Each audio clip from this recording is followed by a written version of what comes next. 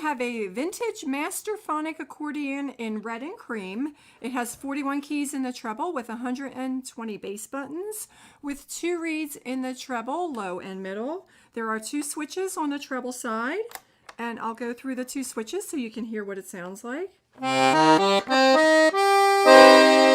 That's your master switch, and here is your clarinet. On the bass, there are no switches, but this is what the bass sounds like. This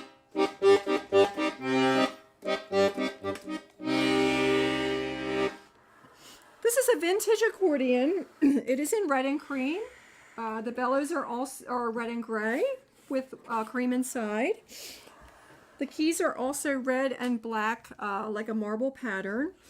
Has a vintage grill. It's this would be a great starter accordion for somebody.